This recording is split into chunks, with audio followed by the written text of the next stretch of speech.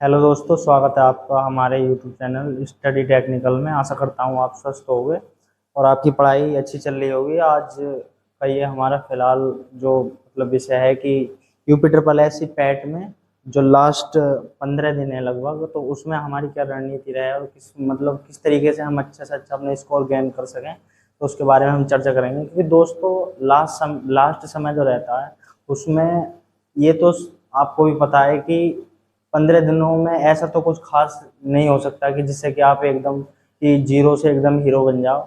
लेकिन उसमें जो अपनी तैयारी को धार देनी होती है, उसमें आपको देखना पड़ता है कि किस तरीके से हम एक योद्धा की तरीके से हम क्या कर सकें जिसमें हमारा ये जो नंबर है अच्छे आ सकें और परसेंटाइल अच्छे आ सके। आपको पता है कि UP triple S C PET में अभी तक ये इसका काफ़ी शोर रहा है कि किस तरीके से हमें कि बीपीओ की भी वैकेंसी है, यूपी लेखपाल की वैकेंसी है और जूनियर असिस्टेंट की वैकेंसी भी भविष्य में आएंगी। तो लगभग 30,000 प्लस वैकेंसी है इसकी। तो ये हमारे लिए इस फैक्टर से एक मोस्ट वैल्यूएबल फैक्टर रहता है कि हमें इसमें अधिक से अधिक अंक लाने बहुत ही ज़्यादा ज़रूरी है। तो हमारी जो दोस्तों इसके बारे में जो मैं बात करूँगा कि इसमें जीके रहती है आपकी, और लगभग 50% जीके रहती है और 50% आपका एक थ्योरेटिकल चीज़ रहती है जिसमें कि हम जो थोड़े से एफर्ट दे के उसे 50% वो कर सकते हैं। तो दोस्तों इसकी तो आपको जैसा कि सिलेबस बोर्ड पर लिखा है, तो मैं बताना चाहूँगा कि इसमें 10 नंबर का पैसेज आता है आपका, और 20 नंबर की डीआई रहती है, और 5 नंबर की हिंदी रहती है, और रीजनिंग रहती है 5 की, और 5 की हिंदी रहती है आपकी। ये अर्थमेटिक रहती है, ये मैथ जो रहता है आपका अर्थमेटिक रहता है, और ये इंग्लिश रहती है, और ये करंट अफेयर्स है, और स्टैटिक जीके, और 10 नंबर की हिस्ट्री रहती है। जैसा कि आपको पता है कि मैं इसमें कोई बड़ी या नई अलग चीज़ नहीं बता रहा हूँ कि इसमें का कि मैंने जो आगे एक बहुत बड़ा ही काम कर दिया है कि आपको ये सिलेबस दिखा दिया। तो मेरा कहने का मतलब ये है कि इस तरीके से हम किस चीज़ को पढ़ें जो कम से कम समय में ज़्यादा से ज़्यादा अंक ला सकें। तो इसके बारे में हम चर्चा करेंगे। तो हमें सबसे पहले दोस्तों आज से लगभग 15 दिन रह गए हैं हमारे। तो इसके लिए हमारी क्या सटीक रणनीति रहे जिससे कि कम से कम समय में अधिक से अधिक ज़्यादा स्कोर कर सकें।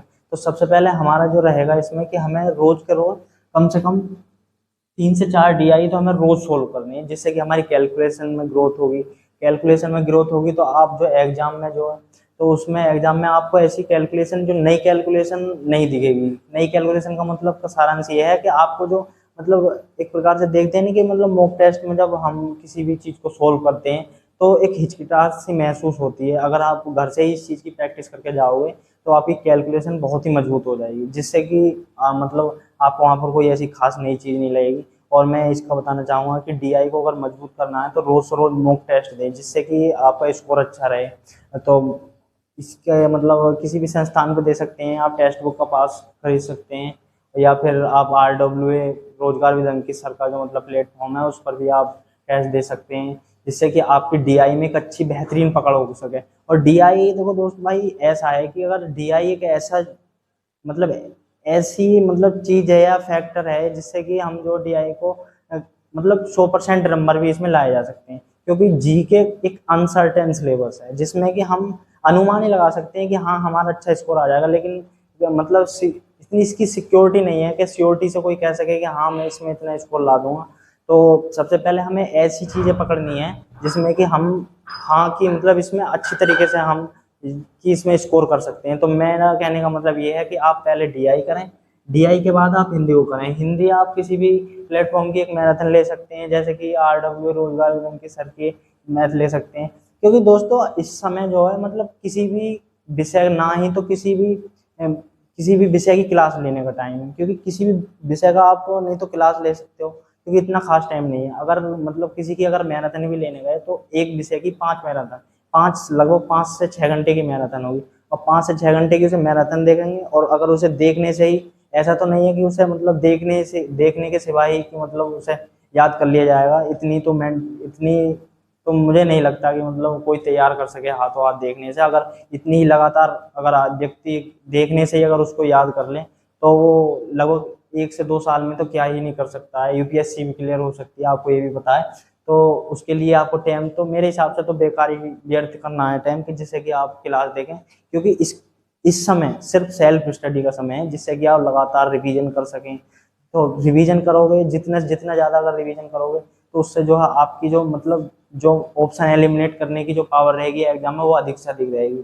तो आप इसमें डीआई करेंगे, और इसमें जो सबसे ज़्यादा मोस्ट है कि आपको इसमें रीजनिंग ये 100% स्कोर दे सकती है। और इसमें अंकगणित है, अंकगणित में लगभग 3 से 4 चैप्टर हैं उसमें जो आप आसानी से कर सकते हैं। एवरेज है जिसमें कि मतलब आप जो कोई आसानी से किताब मतलब हल्की सी किताब पकड़ लें, ऐसा खास लेवल नहीं रहता है। और रही बात लेवल की, अगर 5 क्वेश्चन आ रहे हैं तो कोई भी उसमें से 3 से 4 क्वेश्चन कर सकता है।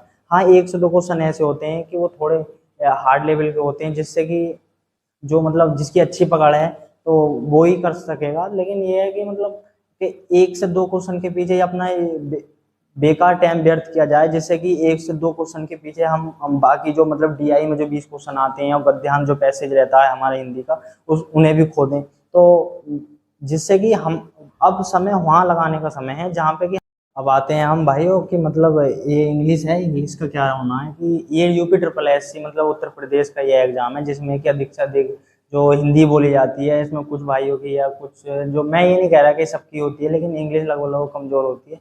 लेकिन इसमें जो है 2 क्वेश्चन आपके पैसे से छांटने के लिए आते हैं, सिनोनियम एंटोनियम्स और वन वर्ड सब्स्टिट्यूशन रहता है, जिसमें कि 3 क्वेश्चन रहते हैं। तो दो तो लगभग लगभग भाई सभी कर सकते हैं, लेकिन इसमें आप वन वर्ड जो मतलब याद करने का ऐसा खास समय नहीं है। मेरा कहने का मतलब ये नहीं है कि आप याद नहीं करो, लेकिन आप अगर आपके पास टाइम है, आपको लगता है कि आपको आप कर सकते हैं, तो आप वन वर्ड और सिनोनियम एंटोनियम्स भी कर सकते हो।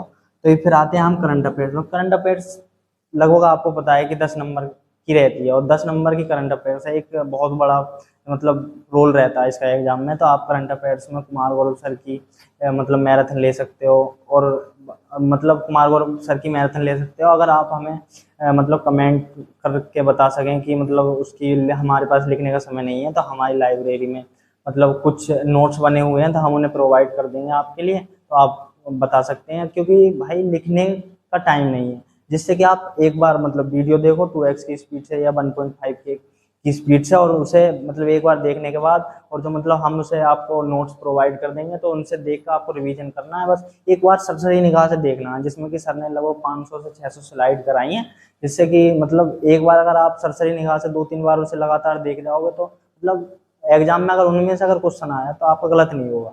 और आपके लिए स्टैटिक जीके में क्या रहता है कि आपके जो मतलब दिन है, दिवस है, जो मतलब हमारी राजधानी मुद्रा है, जो कि जिससे कि 100% स्कोर करा जा सकता है, जिसमें कि हाँ कि 100% इसमें से नंबर आने ही आने हैं, कि क्वेश्चन आने ही आना है, तो उसे आप तो मतलब उसे कर सकते हो। और रही आपकी हिस्ट्री की, हिस्ट्री में आपको जैसे मॉडर्न हिस्ट्री और एशियंट हिस्ट्री, मॉडर्न हिस्ट्री और एशियंट हिस्ट्री में लगभग गिने चुने मतलब चैप्टर हैं, जिसमें कि आपको मतलब सिंधु घाटी सभ्यता पढ़नी है, और मतलब वैदिक सभ्यता पढ़नी है, और हर्षवर्धन, और आपका मतलब मराठा साम्राज्य पढ़ना है जिसमें। और इसमें आपकी 5 नंबर की जो रहती है वो आंदोलन से रहती है, और 5 नंबर एशियंट और मेडिवल रहती है, जिससे कि आपको इससे करने में कम समय लगेगा, लेकिन इसे करने में ज़्यादा समय लगेगा, जो कि मॉडर्न हिस्ट्री है, जो क्रांतिकारी आंदोलन है। तो मेरा कहने का सुझाव ये है, अगर किसी भाई पर अगर लूसेंट है ऑब्जेक्टिव वाली, तो उसमें से अगर आपको लग रहा है कि मेरा ये मतलब ये पोर्शन छूट रहा है, तो उसमें वो जो मतलब प्रीवियस ईयर क्वेश्चन है ऑब्जेक्टिव वाले, तो आप उनको भी करके चले जाओगे, तो उससे बेहतर रहोगे। जिसे कि आपने जो चीज़ छोड़ दी, तो उससे कई गुना बेहतर रहोगे कि आप अगर उसकी प्रीवियस ईयर क्वेश्चन लगा जाओगे और उन्हें याद कर जाओगे, तो कहीं ना कहीं अगर आपकी पॉसिबिलिटी ये रहेगी कि हाँ कि आप कुछ ना कुछ तो उसमें कर ही लोगे। रही ज्योग्राफी की बात, इसमें इंपॉर्टेंट नदियां हैं, दर्रे हैं, आप कर सकते हो। अंकित भाटी सर की जो बुक थी वो रोजगार अंकित RWA जो उन्होंने अभी लॉन्च की थी, आप अगर उसमें से भी कर सकते हो, किसी भी यानी किताब में कर सकते हो। ऐसा तो नहीं है कि इसमें मतलब नदियाँ अलग हैं किसी किताब में, आप किसी भी से भी नदियाँ वगैरह कर सकते हो, दर्रे कर सकते हो, और जलप्रपात कर सकते हो, जो योजनाएं चलाई है वो कर सकते हो। जनगणना ज़्यादा इंपॉर्टेंट रहती है, जनगणना कर सकते हो। ऐसे काफ़ी चैप्टर हैं, आपको भी पता है, सिलेबस तो आपने भी देखा होगा। क्योंकि अगर मेरा कहने का मतलब ये है कि अगर अगर आप इस वीडियो को देख रहे हो, तो ये तो बिल्कुल तय हो जाता है कि हाँ आप यूपी ट्रिपल एस पैट के लिए सिंसियर हो। क्योंकि अनसिंसियर बच्चा तो भाई इसे वीडियो को क्लिक ही नहीं करेगा कि मतलब हमें किस तरीके से करना है। तो ज्योग्राफी आपकी ऐसे हो जाएगी। इकोनॉमिक्स की कोई भी मैराथन देख सकते हो। और रही बात पॉलिटी की, पॉलिटी तो भाई हम सभी उसमें पढ़ते हैं। पॉलिटी को आपको पता है, इंपोर्टेंट आर्टिकल्स है, संविधान संशोधन है, प्रस्तावना वगैरह है, मौलिक अधिकार है, राष्ट्रपति शासन है। इसमें आपको संसद तो जरूरी पढ़ के जानी है। संसद के जितने भी मोस्ट आर्टिकल है वो पढ़ के जाने हैं, देख कर जाने हैं जरूर। और जो अमेंडमेंट है वो भी जरूर देख के जाने हैं, क्योंकि अमेंडमेंट से और संसद से ही लगभग क्वेश्चन बनते हैं इसमें। और संसद है कि छोटे विषय नहीं है, इसमें लगभग काफी मतलब 102 के लगभग आर्टिकल आते हैं, तो आपको संसद तो शहरी घोर के पी जानी है।